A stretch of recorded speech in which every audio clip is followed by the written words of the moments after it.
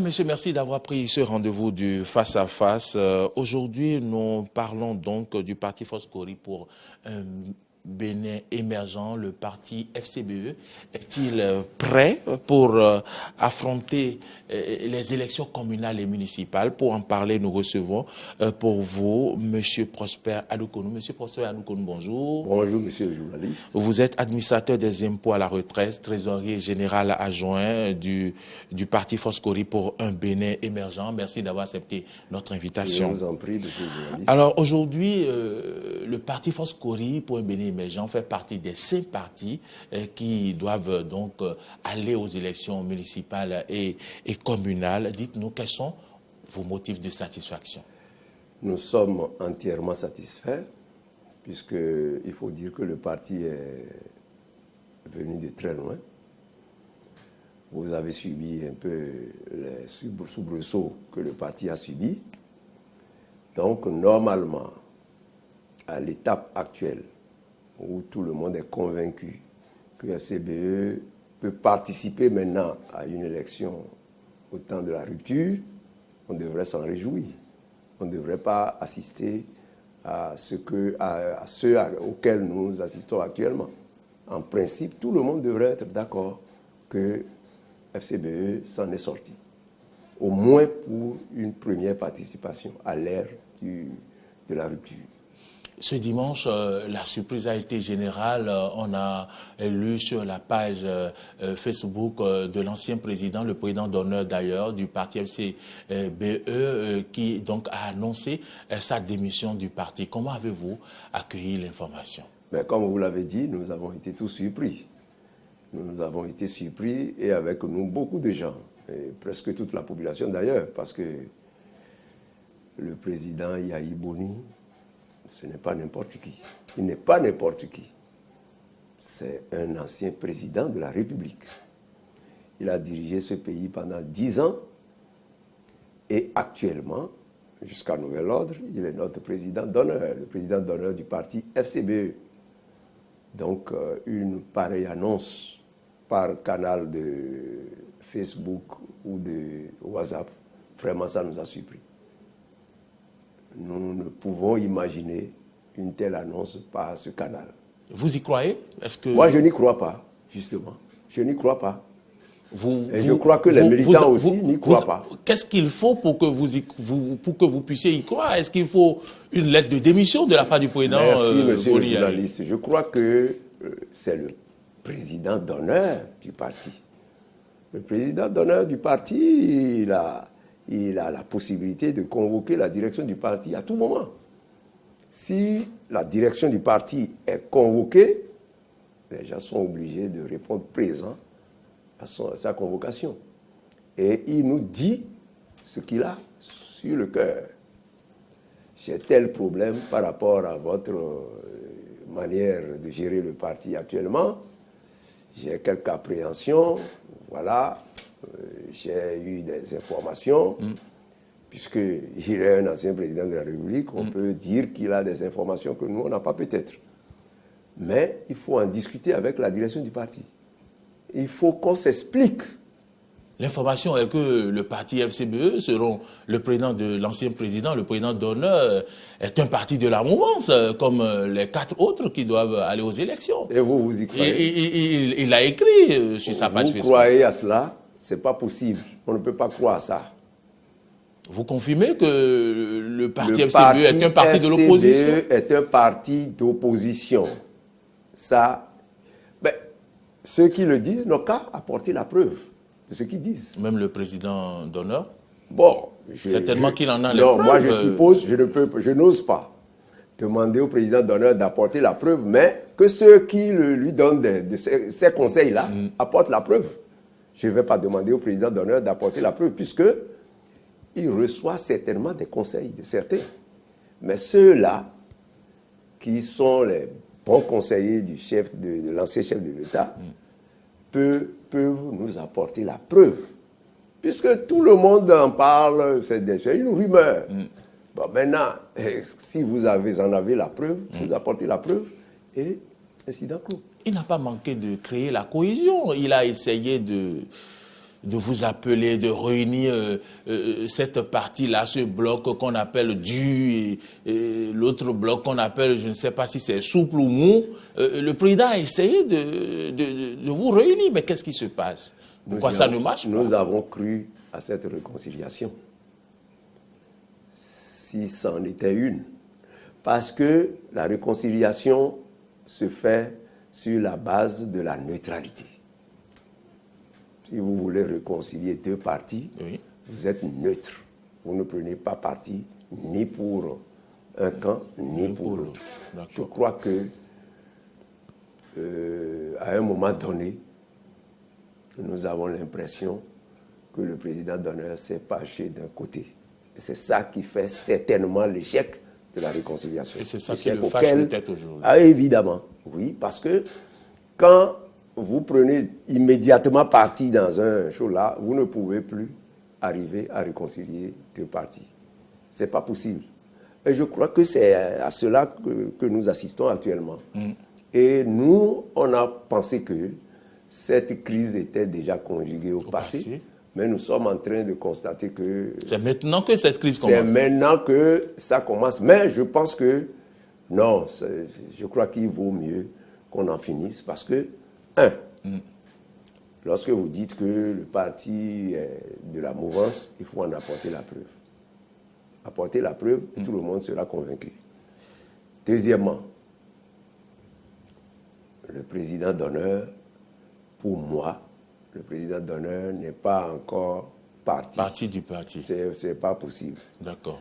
Parce que ce n'est pas sur Facebook ou sur WhatsApp que moi, je vais apprendre que mon président d'honneur a quitté son parti. Le parti que lui-même a créé. C'est son héritage. Vous attendez qu'il vous appelle et qu'il vous le dise de dimanche à ce jour. Pense que est-ce que vous l'avez appelé? Est-ce que vous avez tenté de le rencontrer? Il faut que le président Yahi Boni se réjouisse d'avoir le récépissé, que son parti ait le récépissé. Et que le parti soit capable de participer. Que le parti soit encore là pour participer de son vivant. Et lui-même, il est toujours président d'honneur. Ça, il devrait vraiment s'en réjouir. Mais je constate que par des conseils par-ci, par-là, le président d'honneur, je ne comprends pas. Je n'arrive pas à comprendre et tous les militants ne comprennent pas. Nous apprenons qu'il y a des démissions en cascade de la liste déposée à la Sénat. Est-ce que vous confirmez de telles allégations? Mais non. Comment vous pouvez signer ce qu'on a appelé déclaration sur l'honneur que vous êtes candidat? Et c'est après le dépôt de la liste, après le récépissé définitif de participation que vous démissionnez? C'est pas possible. Je ne comprends pas. Ceux qui le disent et ceux qui disent qu'ils ont démissionné là, je ne comprends pas. Il faut qu'ils élèvent un peu leur niveau d'instruction quand même. Il faut qu'ils aillent lire le code électoral. Dans quel état d'esprit alors aborderez-vous les municipales et les communales dans cette situation de tension? Bon, on est obligé d'aborder ces communales-là avec sérénité parce que nous sommes déjà engagés. Nous irons aux élections communales, nous allons participer et vous allez voir, FCBE va surprendre. Vous êtes confiant? Très confiant. Très, très confiant parce que c'est quand même 3630 candidats. Ça veut dire que c'est la base qui est concernée par ces élections-là. Le président d'honneur a interdit qu'on utilise son image. Ben voilà. Moi, ça m'a fait rire parce que moi, je ne peux pas faire campagne chez moi sans parler du président Yahi.